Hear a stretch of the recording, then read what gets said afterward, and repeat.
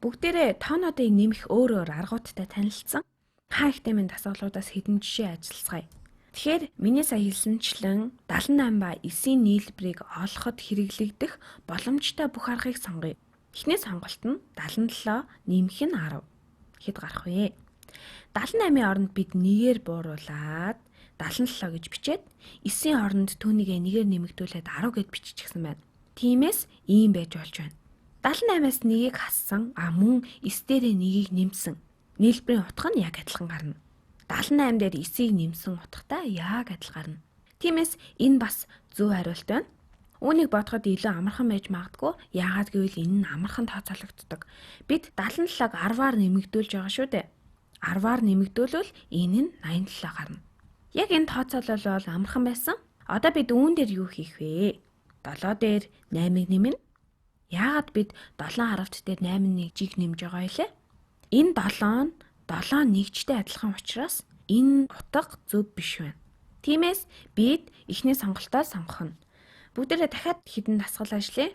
35 ба 15-ийн нийлбэрийг олоход хэрэглэгдэх боломжтой бүх аргыг сонго. Энд 35 дээр 5-ыг нэмээд дахин 10-ыг нэмсэн байна. Тэгэхээр 15-ыг 5 ба 10-аар задлсан байна. 15 бол 5 дээр нэмэх нь 10 юм. Энэ бол сайн стратеги байна. Яагаад гэвэл эхлээд 40 гарч байна. Бид бүгд үүнийг чэйжээр бодож чадна. Мөн түүн дээрээ 10-ыг нэмээд 50 гарна. Тэгэхээр энэ нь ойлгомжтой зөв байна. Одоо бүгдээрээ үүнийг хийж үзье. 30 дээр нэмэх нь 20. 35-ийн оронд 5-аар бууруулад 30. Мөн 15-ыг 5-аар өсгсөн байна. 35-аас 5-ыг хасаад 30. Харин 15 дээрээ 5-ыг нэмээд 20 гарна. Тэгэлгүй ах уу? Энэ бас маш сайн арга байна. Яагаад гэвэл 30 дээр нэмэх нь 20, 3 аравт дээр нэмэх нь 2 аравт, нийлээд 5 аравт буюу 50 гарна. Маш амархан тооцоолж байна. Бид 35-аас авсан 5-ыг 15 дээр нэмээд өгсөн. Тиймээс энэ бол маш ойлгомжтой байна. Дахин нэг хий.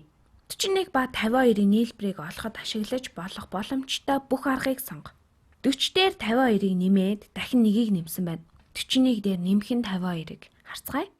Тэгэхээр 41-ээс нэгийг хассан, дараа нь түүнийгээ буцаагаад нэмэх ёстой. Гэхдээ 52 өөрчлөгдөөгүй байна. 41 дээр нэмэх нь 52 нь 40 дээр 52-ыг нэмээд нэгийг нэмсэнтэй ижих юм. Бид нэгээ дараа нь нэмээд өгсөн.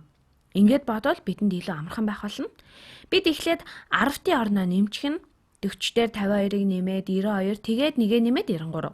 Одоо бүгдээрээ ингээд нэг бодоод үзье. 43 дээр нэмэх нь 50. Харцгаая. Энд 41 дээр 2-ыг нэмээд үүнээс 2-ыг хассан байна. Тийм ээ, энэ утга нь мөн адилхан. Үүн дээр 2-ыг нэмсэн, харин эндээс 2-ыг хассан байна. Тиймээс энэ илэрхийллийн утга нь ижил юм. Энэ мөн л 93 гарах ба яагаад гэвэл 52-оос 2-ыг аваад 50, хассан 2-ыг 41 дээрээ нэмээд өгвөл 44 гарна.